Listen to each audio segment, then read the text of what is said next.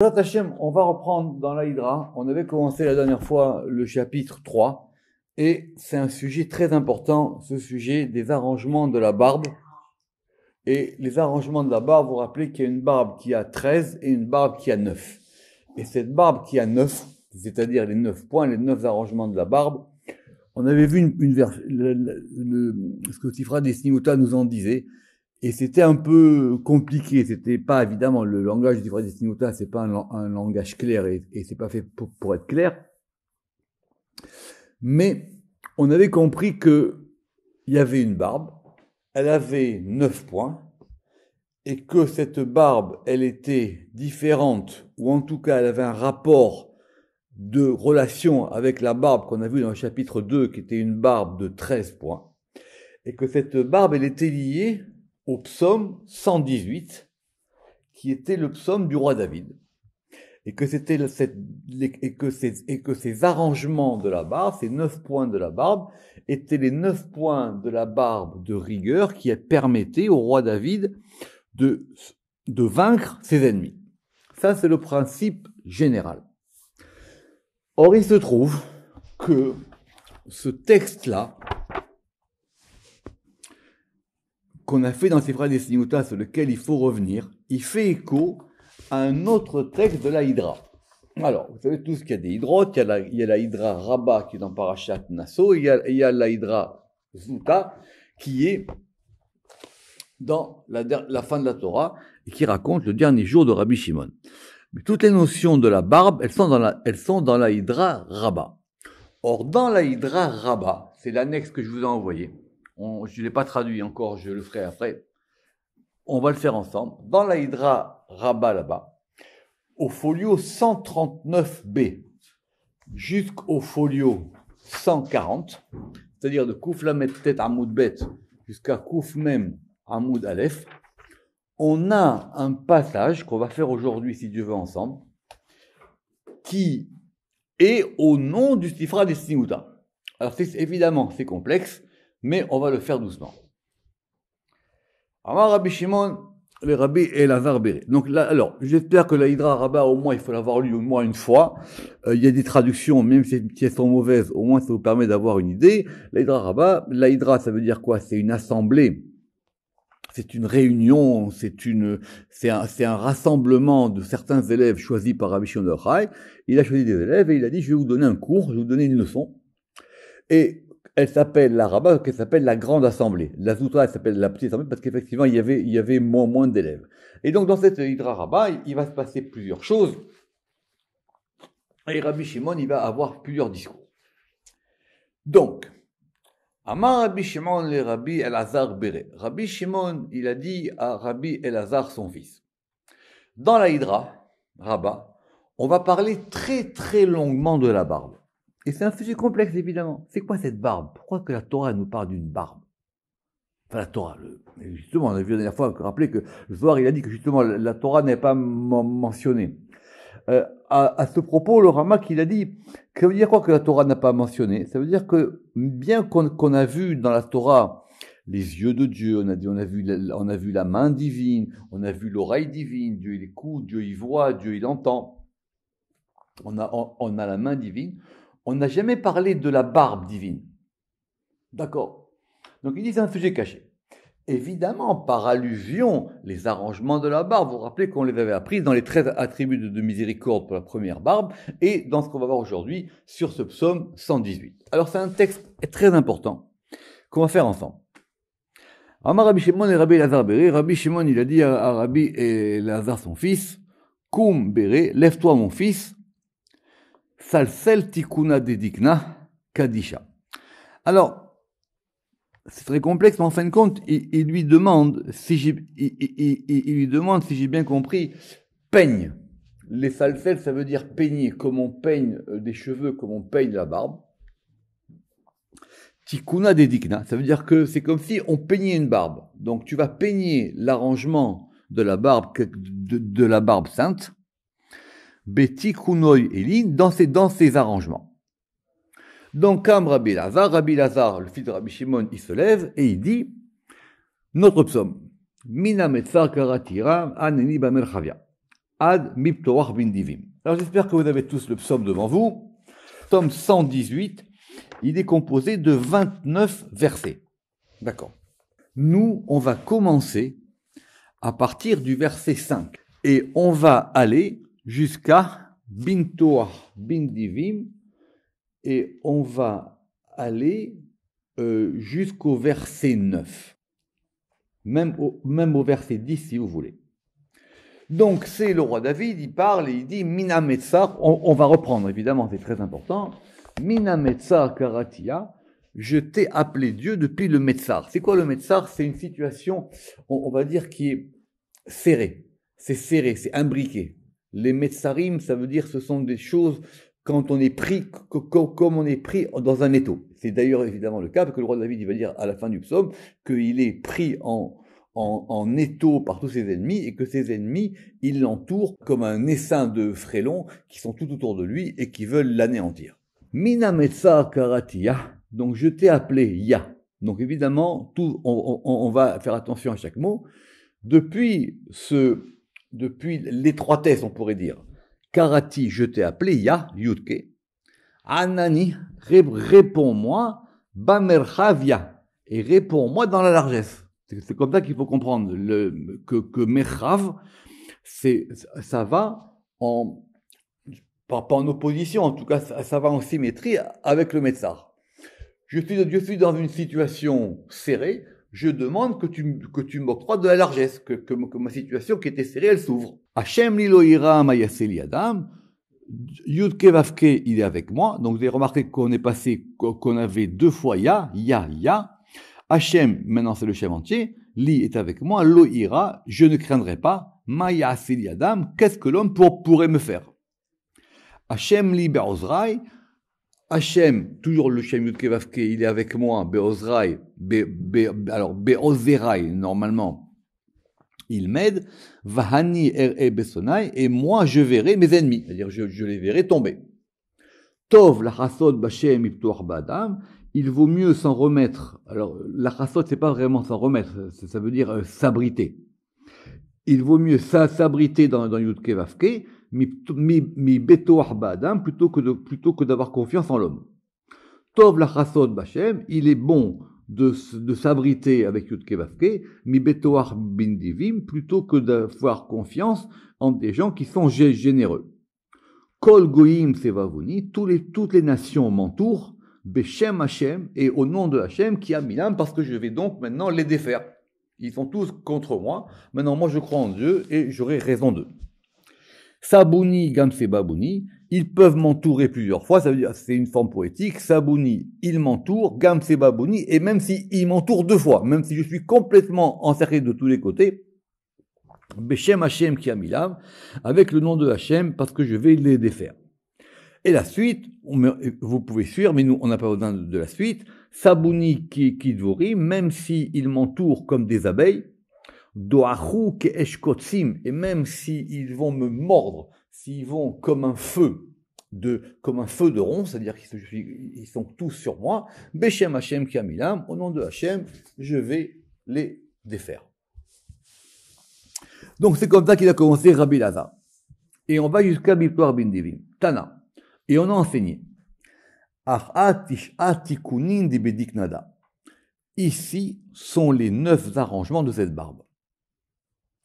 Les Hanetikunin istarir David Malka. Et ces arrangements, le roi David, il en avait besoin. Begin le natra lishar melachin, pour pouvoir vaincre les autres peuples et les autres rois. Les autres rois et les autres peuples. D'accord. Donc, déjà, c'est pas un psaume comme ça. Le roi David, il fait appel à des versets, à des mots, parce qu'il veut se défaire de ses ennemis. Évidemment, pas la peine de vous raconter à quel point le roi David était un roi et un guerrier. Qui vande amar anetish atikunin. Et lorsqu'il a donc dit ces 9 arrangements, les bâtards amar, ensuite il a dit Kol goyim sebabouni b'shem Hashem ki amilam. Donc, on va aller jusqu'au verset 9. Et à partir du 10, il dit quoi? Kol goyim sebaboni b'shem kamilam. Donc maintenant, une fois que j'ai dit ces 9 arrangements, ils peuvent tous venir sur moi, j'ai pas peur. Amar. Et il a dit. Qui c'est qui a dit apparemment? Je pense que c'est Rabbi Elazar qui parle ici. Moins que ce soit le roi David lui-même. Apparemment, c'est Rabbi Elazar. Ane tikunin de amina, les mailles itarichna. Très bonne question du Zohar. Il dit, mais ces arrangements, ils servent à quoi? Pourquoi j'ai besoin de ça? Le roi David, il veut vaincre ses ennemis. Fais une prière. Fais une prière. Pourquoi il a besoin de passer par ça? Michou, parce que des Chol Goyim Sebavoni. D'abord parce qu'effectivement, tous les peuples entourent. Ça veut dire il est acculé, comme on dit en français. Il est mis devant, il est au bord du précipice. Ou Betikuna de Diknada, et dans l'arrangement de cette barbe, il y a 9 arrangements. Autrement dit quoi? C'est une bonne question. Est-ce que le roi David, il a vu cette barbe? Et il s'est dit, c'est par cette barbe que je vais m'en sortir. Ou peut-être, c'est à peu près la même chose, mais pas tout à fait. Il a dit, il faut que j'invoque ces attributs-là si je veux m'en sortir.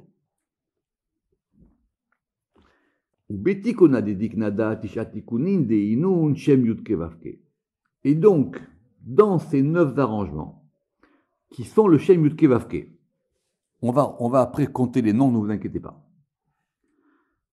Ashetzinun min alma, je vais maintenant les détruire du monde. Donc je veux me débarrasser d'eux. Comme il est marqué, on dira à la fin, Beshem Hashem Kiamilam. Donc il a invoqué une certaine configuration du Shem Yudke Vavke pour pouvoir se débarrasser de ses ennemis. Vetana, et on a enseigné Betsniuta des Sifra dans le Sifra des Sniuta. Très intéressant, ça pourquoi? Parce que ça veut dire que l'Aïdra Rabba, et le Zohar plusieurs fois, il va, alors, c'est pas qu'il se cite tout seul, mais il va citer le Sifra des Sniuta. Or, si l'Aïdra Rabba, elle cite le Sifra des Sniuta, ça veut dire que le Sifra des Sniuta, il est donc au moins antérieur. Ce qui fait que certains ont pu penser, et c'est pas inexact, je vais dire, que la Sifra des Sniuta était l'une des premières couches de rédaction des Hydrotes. D'accord. À tel point que la citation du Sifra des Sniuta qu'on va voir maintenant ne correspond pas au Sifra des Sniuta. Donc apparemment, il y a aussi plusieurs versions. C'est clair ça? C'est un peu complexe, mais c'est important. Alors, et donc, on a enseigné au nom du Sifra des Sniuta. Mais je répète, mais dans le Sifra des Sniuta que nous, on étudie, on n'a pas ça. Évidemment, ça ressemble. Hein. Donc, c'est évidemment, a priori, des versions différentes. Tishatikuni Amar David Acha. Le roi David, ici, il a dit 9 arrangements. Shita Inun Bishma Kedisha. Les 9 arrangements, il y en a 6 qui sont faits avec le nom saint. Des Shit Shemahanavu, parce qu'il y a 6 noms. On va les compter. Ou Tlat Adam, et il y a 3 avec Adam. Donc, on va découper, on va avoir 6 noms divins, et 3 fois la mention de Adam. Veitema Trininun. Il dit, mais quand je compte, j'ai pas moi 3 fois Adam, j'ai que 2 fois Adam. D'accord? Vous pourrez les compter. Alors il dit non, ça fait 3.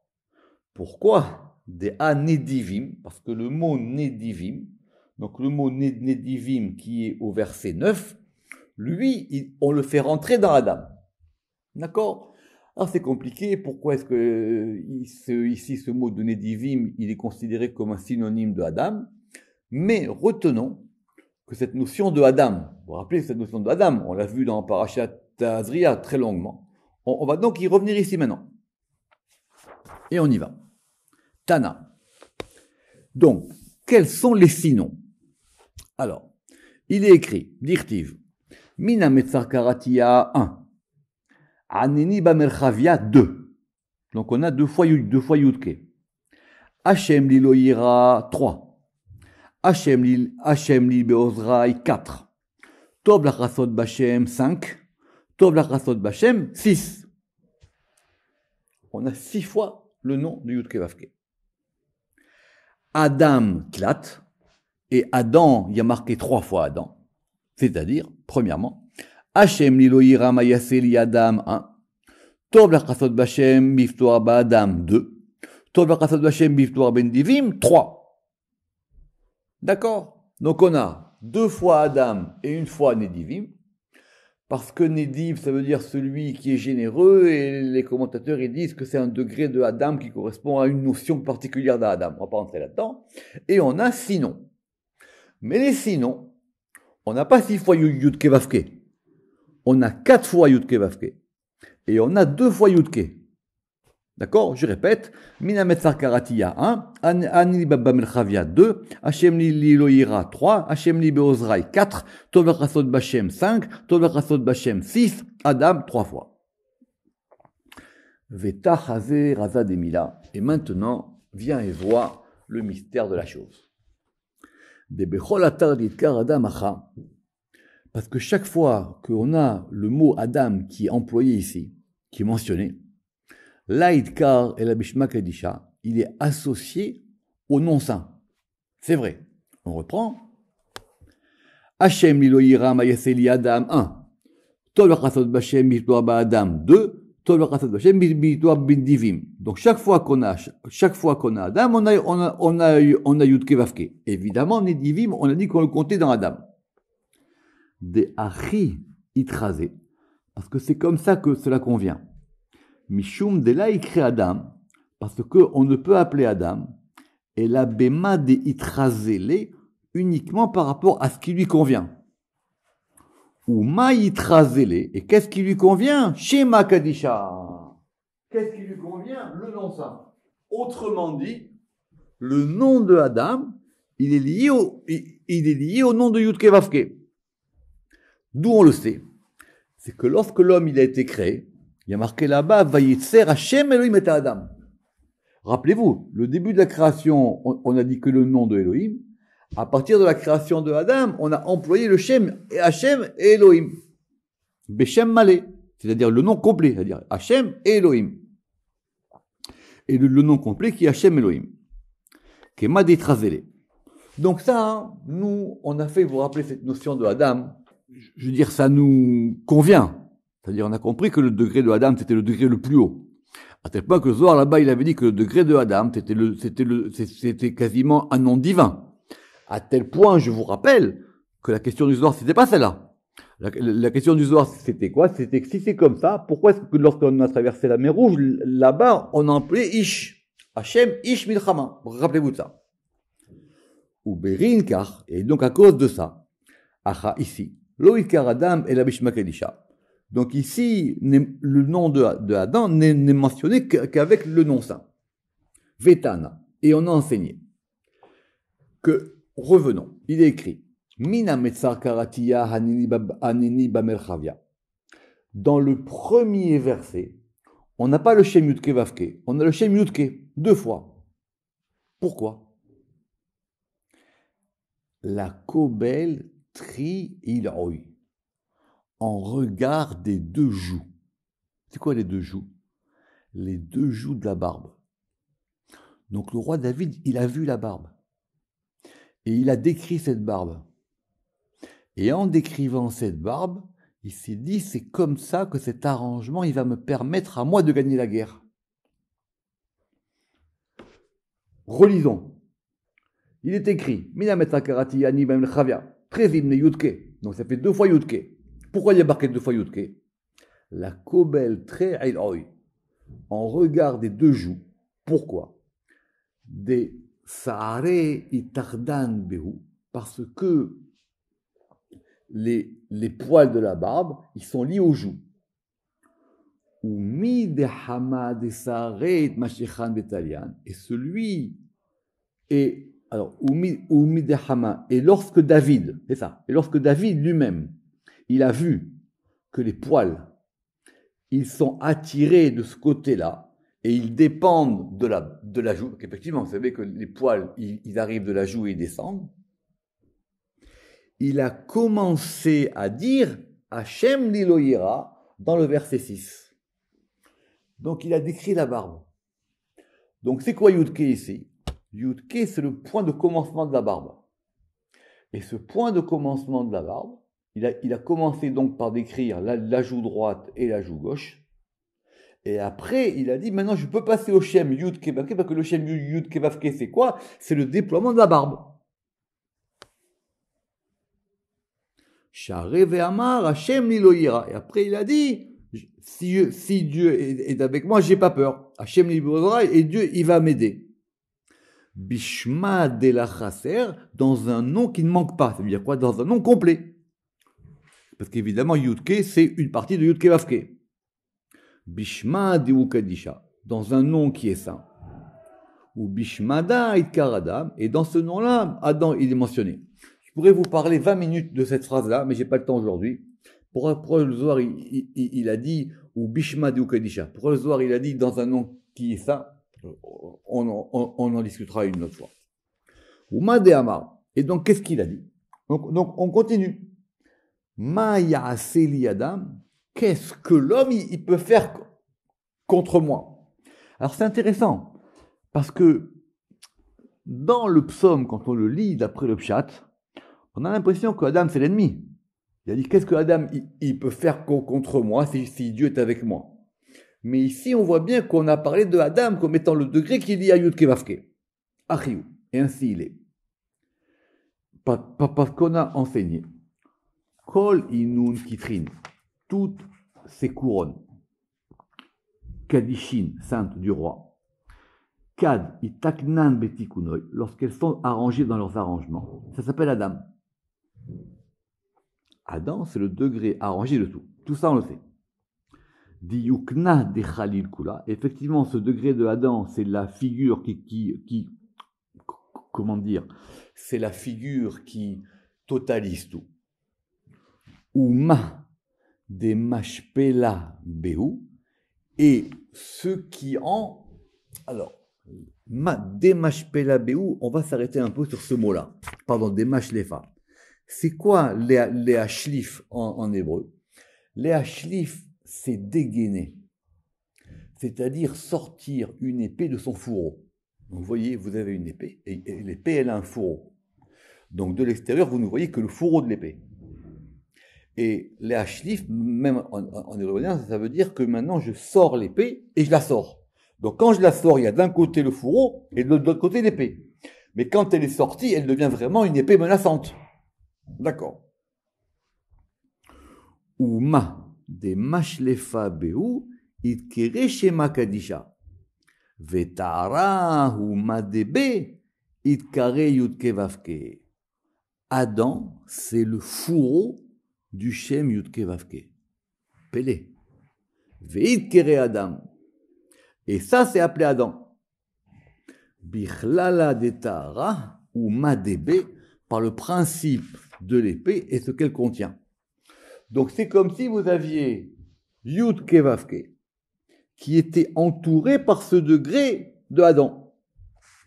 Bon, c'est la Hydra Rabbah, ce sont des textes extraordinaires, on ne peut pas non plus faire trop vite. Ve'ilin tisha tikunin de Amar David Acha. Et donc, je vous rappelle que tout ça est censé être une citation du Sifra de Desniuta. Et ces 9 tikunin que le roi David, il a dit ici, c'est pour pouvoir soumettre ses ennemis. Pourquoi? Begin, parce que des man, des achid dikna des malka, parce que celui qui saisit la barbe du roi, veokirle, et qui va donc l'honorer, beyakiru il a avec un honneur supérieur, kolma de bae min malka, tout ce qui demande au roi, malka avid beginé, le roi il va faire pour lui. Donc celui qui a un lien avec ce degré de la barbe, le patron, il fait tout ce qu'il veut pour lui. Maïtama. Alors, le Zohar, il dit, mais pourquoi la barbe? Maïtama dikna. Pourquoi maintenant la barbe, c'est si important? Dikna vela goufa. On aurait pu dire le corps.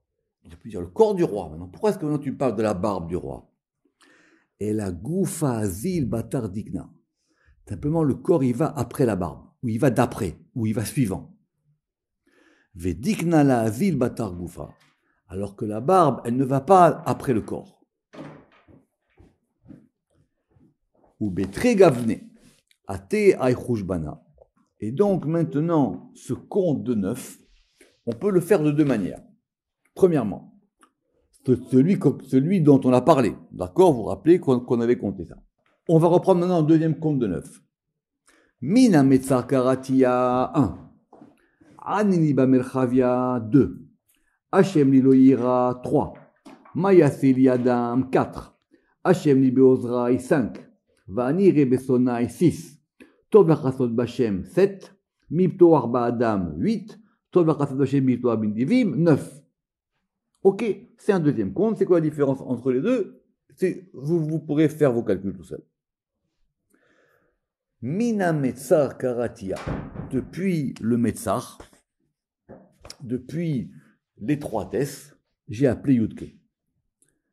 Maïka Maïre. C'est-à-dire, pourquoi David, il a formulé sa prière comme ça? Et là, David, Kol ma de amar acha, tout ce que le roi David, il a dit ici, donc dans ce psaume, Altikuna de dikna daka amar, c'est en fonction de l'arrangement de cette barbe qu'il a dit. Donc c'est ce que je dis. Soit il a vu par Roi HaKodesh cette barbe, et il a décrit. Ou soit il a eu la vision, il a eu la vision et en même temps il a compris le fonctionnement. Et c'est comme ça qu'il a composé son psaume. Mina Metzar Karatia. Ça veut dire quoi? Depuis je t'ai appelé depuis le degré de l'étroitesse. Mais Atar de Share Dikna Litpashta. C'est-à-dire depuis le lieu où la barbe commence à se déployer. Parce que la barbe, elle commence à se déployer d'où? Dehu Atar Dachik, parce que c'est un endroit qui est fermé, qui est renforcé. Mikame Pitra Deudnin, et comme on a vu dans le Sifra des Siniota, la barbe, elle va commencer où? Elle va commencer depuis l'ouverture des oreilles. Mais Ela Terchut Saare Deresha, et après au-dessus, en dessous des cheveux. Ou Berinka Hamar, Yudke Trezimni. Et c'est pour ça qu'il a dit Yudke 2 fois. Alors, vous pouvez reprendre Sifra des Siniota, rappelez-vous comment on était passé du Shem Yudke Vav et Yudke Vavke. En tout cas, il a compris que le Shoresh, c'est-à-dire l'origine de cette barbe, elle provenait de ce Shem Yudke 2 fois. Donc quand il dit Mina Metzar, il faut comprendre Min, c'est-à-dire depuis la provenance. Donc ça veut dire, j'ai appelé Yudke Vavke depuis ce degré de la provenance, le Min, c'est très important le Min, depuis le Metzar, depuis cet embranchement entre les cheveux et la barbe, qui est ce lieu de l'étroitesse, et après je l'ai élargi. Donc c'est une barbe qui s'élargit. Min ametzar karatia, aneni bamerchavia. Et Dieu, maintenant, je veux que tu m'exauces dans la largesse. C'est-à-dire, ou beatar de itpashat dikna. Et donc, dans l'endroit où maintenant cette barbe, elle va se déployer. Venachit meodnoy, et elle va descendre depuis les oreilles. Veshare les itpashta, et elle va donc commencer à se déployer. Alors là, il a commencé à dire Hashem liloïra. Dieu, il est avec moi, j'ai pas peur. Parce qu'il est lié à ce degré-là. Des ouatar de la dachil. Parce que là, c'est un endroit où on n'a pas à avoir crainte. Vekol a istérir, et tout ça, on en a besoin. Pourquoi? C'est la reprise du début, parce que David, il a dit, j'ai besoin de ça. Les achna'a techouté malchin ve'amin, pour pouvoir soumettre à lui les royautés et les peuples, berin kara de dikna, pour l'honneur de la barbe, de cette barbe. Pour évidemment savoir qu'il y en a dit qu'il y a une de 9 et une de 13. Et on va reprendre dans le Sifra des Sniuta, le passage qui nous fera, si Dieu veut, la conjonction la semaine prochaine. Et on a enseigné, dans le Sifra des Sniuta, Kolman, tout celui, des Chamé Bechelme, celui qui voit en rêve une barbe. Kolman des Chamé Bechelme, tout celui qui voit en rêve une barbe d'un homme. Alors, Dikna de Barnash Ilaha. Ça veut dire quoi? Une barbe d'un homme supérieur. Alors certains ont dit, c'est qu'il voit la barbe d'un personnage important, il voit la barbe d'un sage, il voit une barbe de quelqu'un d'important. Oh, Deoshit Yadele, où il voit en rêve que sa main, elle se tend vers cette barbe. Alors cette version de Deoshit Yadele, elle n'est pas la même là-bas dans Sifra des Sniuta, on verra la semaine prochaine si Dieu veut. Donc, je répète, tout celui qui rêve de la barbe d'un personnage illustre, ou il voit en rêve qu'il tend sa main vers cette barbe-là, vers une barbe, Yinda, il doit maintenant savoir, ou par ce rêve, il va savoir, des shlim ou imilae, que lui, il est en paix, il est en perfection, il est en plénitude avec les degrés supérieurs. Pélé. Ve'armé tehouté. Et que donc maintenant, lui, il va pouvoir dominer in undemitarille tous ceux qui lui font des soucis. Alors qu'on soit protégé par cette barbe, Baruch Adonai Le'olam, Amen ve Amen.